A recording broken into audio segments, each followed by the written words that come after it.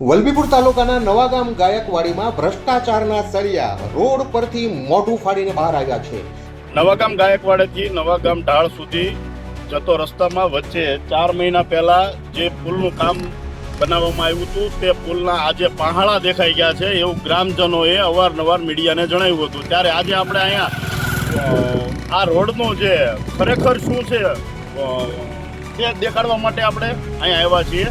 ત્યારે આપ જોઈ શકો છો મારી પાછળ કે કેવું કામ કોન્ટ્રાક્ટરો દ્વારા કરવામાં આવ્યું છે. અવારનવાર લોકો કે અજાણ્યા વાહન ચાલકો છે એને ખ્યાલ નથી કે આ જગ્યા પર એટલું બોગસ કામ થઈ રહ્યું છે. હજી હાલમાં તે 2 બાઇક સવાર લોકોએ જે આમાં સાડી ભરાઈ ગઈ હતી ને અહીંયા પડી ગયા છે. અકસ્માતો થવાની પૂરેપૂરી શક્યતા છે. આરએનબી વિભાગ ઝડપથી આ કોન્ટ્રાક્ટરને બ્લેકલિસ્ટ કરે અથવા આ કામને ઝડપથી સંપૂર્ણપણે જે સરિયા છે એને કાપીને રિપેરિંગ કરે. અને ગામજનો કહી રહ્યા છે કે 2 દિવસની માલપાતે મુરલીધર બાપાએ બહુ મોટી ભવ્ય ભાગવત સપ્તાહનું આયોજન છે. અહીંથી હજારો સ્વયંસેવકો અને ભક્તજનો જઈ રહી છે. ત્યારે એને ખ્યાલ નથી કે આ પુલ આવી રીતે 4 મહિનાથી તે તૂટી ગયો છે. છતાં પણ આરએનબી વિભાગ શું આંધળા હશે? આ દેખાતું નહીં હોય? એના અધિકારીઓ આ રોડ ઉપરથી પસાર નહીં થતા હોય તેવું ગામ લોકો કહી રહ્યા છે. માત્ર 5-6 મહિના પહેલા લાખો રૂપિયાના ખર્ચે બનેલો પુલ અત્યારે વાહન ચાલકો માટે મોતનો માર્ગ બન્યો છે. નવાગામ ગાયકવાડીથી જૈનોના સુપ્રસિદ્ધ યાત્રાધામ અયોધ્યાપુરમ વચ્ચેના આ પુલનું કામ ભાવનગરની દેવ કન્સ્ટ્રક્શન પેઢી દ્વારા કરવામાં આવ્યું હતું. અંદાજે 15 થી 20 લાખના ખર્ચે તૈયાર થયેલું આ નાળું અત્યંત બોગસ કામગીરીનો ઉત્કૃષ્ટ નમૂનો પેશ કરી રહ્યું છે. આજે સવારે જ એક મોટી દુર્ઘટના સર્જાતી રહી ગઈ હતી. એક દંપતી જ્યારે બાઇક પર પસાર થઈ રહ્યું હતું ત્યારે પુલમાંથી બહાર નીકળેલા ધારદાર સળિયાને કારણે તેઓ અકસ્માતનો ભોગ બનતા રહી ગયા હતા. સરપંચે ભારે રોષભેર કહ્યું હતું કે તંત્ર અને માર્ગ મકાન વિભાગને આ જીવલેણ સળિયા કેમ દેખાતા નથી. હાલે સાહેબ આજે બાંધકામ થયું 3.5 મહિના થવા આવ્યા છે. તો આ ઢાળિયાનું કામમાં અત્યારે હરિયા નીકળી ગયા સામે દેખાય, આપની સામે દેખાય. અને આજ સવારમાં 8 વાગે 2 જણા ગાડી લઈને આ હરિયામાં ભરવાથી પડ્યા પણ હોત છે. અને મારી રૂબરૂ મેં બધું જોયું હોત છે. તો આ કામ આ રીતનું કરવાનું કોણે કર્યું, કઈ રીતનું કામ છે એ માટે હું તમને જાહેર કરું છું. લેખ આમ આમાં હરિયા દેખાય ના મેં નથી કરી પણ હવે કરવાની થાય છે. અમારી બોડી બેઠા પહેલાનું ત્યારે હું પીડબ્લ્યુમાં જઈ રહ્યો છું. 2 જણા એક્સિડન્ટ આમાં હરિયાને ભર્યા પડ્યા એટલે પીડબ્લ્યુમાં જાણવા જાઉં છું આજની ઘડીએ કે સાહેબ આ કામ કોનું છે, કઈ રીતનું છે. આ રિપેરિંગ કરી નાખે, નબળું હોય તો સારું કામ કરે ને ફરી વાર કરે જેથી કરીને આવતા જતા માણસોને મુશ્કેલી પડે. અને પછી કામ હાલની અંદર મુરલીધર બાપાનું કામ થઈ રહ્યું જોયું તો અહીંયા હાથ પડ્યો સાહેબ. લાખો માણસ અવર જવર કરશે. આગામી 22 ફેબ્રુઆરી રવિવારના રોજ પચ્છેગામ મુકામે મુરલીધર ભગવાનના મંદિરે ભાગવત સપ્તાહ શરૂ થવા જઈ રહી છે. ત્યારે આ રોડ પરથી હજારો કૃષ્ણ ભક્તો પસાર થવાના છે.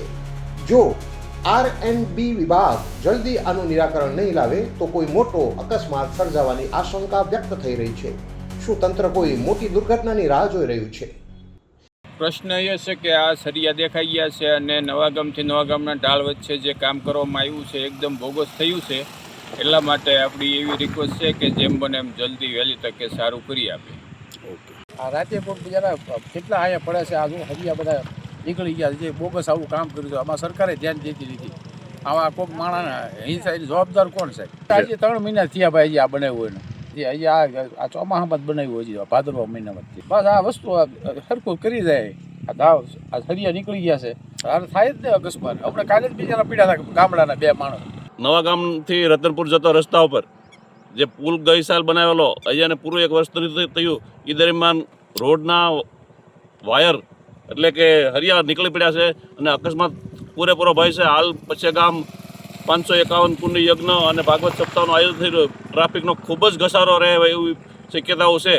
આ દિશામાં રોડ વિભાગ, આરએનબી વિભાગ અને ગ્રામજનો આજે 20-25 જણા અમે ત્યાં રજૂઆત કરવા વલભીપુર જવાના છીએ. અને દરેક અમારે 7 ગામની જનતા છે એવું ઈચ્છે કે આ કામમાં કોન્ટ્રાક્ટર અને આરએનબી વાળાએ ધ્યાન દેવું જોઈએ. અમારી માંગ આજે આ તાત્કાલિક ધોરણે સપ્તાહ છે એ દરમિયાન અત્યારે રિપેર કરાવે, નહીં તો પબ્લિકના અકસ્માતનો પૂરેપૂરો ભય રહે છે.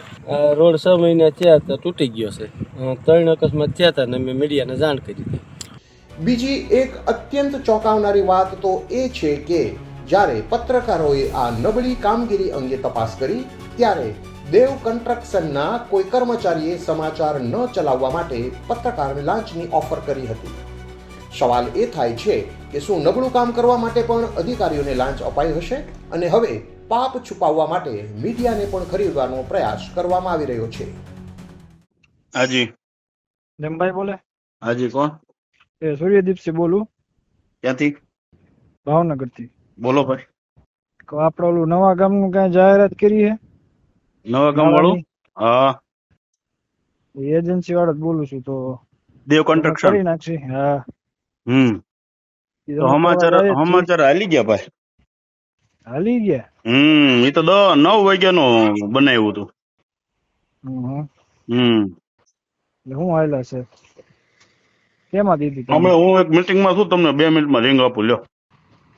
તો કાંઈ ઓલું કઈ વધારે નહીં કે પૈસા નું કઈ કરવું હોય તો? ના ભાઈ, એવું કઈ નહીં તમતાર. હો, નવાગામ ગાયકવાડથી સીધો ધોલેરા હાઈવેને જોડતો આ મહત્વનો રસ્તો ભ્રષ્ટાચારનો ભોગ બન્યો છે. શું સરકાર આ એજન્સીને બ્લેકલિસ્ટ કરશે કે પછી ભીનું સંકેલી લેવાશે? તમારું શું માનવું છે? શું આવા ભ્રષ્ટ કોન્ટ્રાક્ટરો સામે કડક કાર્યવાહી થવી જોઈએ? કોમેન્ટમાં તમારો અભિપ્રાય ચોક્કસ જણાવજો.